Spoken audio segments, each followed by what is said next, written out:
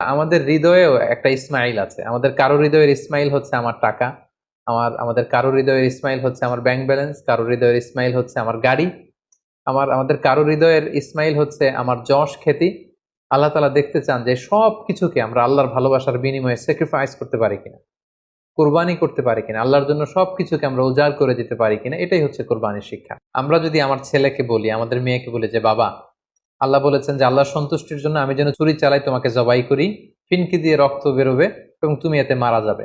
আমাদের ছেলে মেয়েরা কি ইমানের বলে এতটা বলিয়ান হয়েছে যে এ প্রস্তাবে তারা রাজি হবে?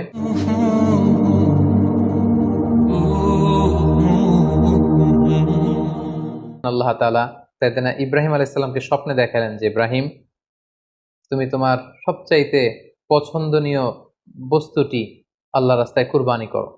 একাধিকবার তিনি এই স্বপ্নটি দেখলেন এবং ইব্রাহিম আলাইহিস সালাম বুঝতে পারলেন যে আমার সবচাইতে পছন্দনীয় হচ্ছে আমার ছেলে ইসমাইল, যাকে আমি আল্লাহর আদেশে সেই মক্কার মরুভূমিতে রেখে এসেছি।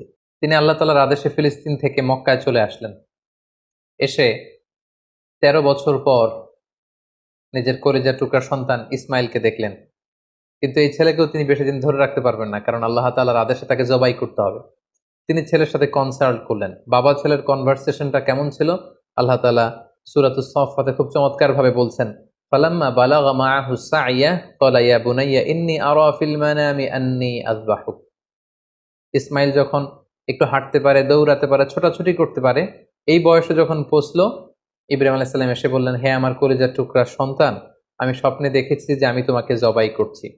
ফানজুর মাযা তারা, what do you think about it, what's your opinion about the matter, তোমার মতামত কি, আমি তোমার মতামত জানতে চাই।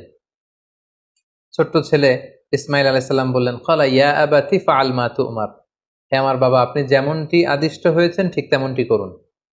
সাতাজিদুনি ইনশাআল্লাহু মিনাস সাবিরিন, ইনশাআল্লাহ অচিরেই আপনি আমাকে ধৈর্যশীল পাবেন। আপনি মনে করবেন না যে আমি ঘাবড়ে গিয়েছি, আমি ভয় পেয়েছি, আমি দৌড়ে ছুটে পালাবো না। আপনি যেমনটি দেখেছেন তেমনটি করুন, কারণ আপনি আল্লাহর নবী এবং আল্লাহ তাআলা আপনাকে আদেশ করেছেন, এটা আপনার উপর আল্লাহর ওয়াহী। সো আপনি আমাকে ধৈর্যশীল পাবেন। বাবা ছেলে তখন মক্কা থেকে, মক্কার পাশেই মিনা অবস্থিত, মিনা প্রান্তরে রওনা হলেন আল্লাহ তাআলার আদেশে ছেলেকে কুরবানি করবার জন্য। কি মর্মান্তিক, কি হৃদয় বিদারক সে দৃশ্য। এবং সাইয়েদনা ইসমাইল আলাইহিস সালাম বললেন, বাবা, আমার চেহারার দিকে তাকিয়ে আপনি ছুরি চালাতে আপনার বড্ড মায়া লেগে যাবে, কষ্ট লেগে যাবে। আপনি আমাকে উল্টো করে শুইয়ে দিন, অর্থাৎ আমার চেহারাটা থাকবে মাটির দিকে, আপনি পেছন দিক থেকে আমাকে জবাই করুন। আল্লাহ তাআলা বলছেন, ফালাম্মা আসলামা ওয়া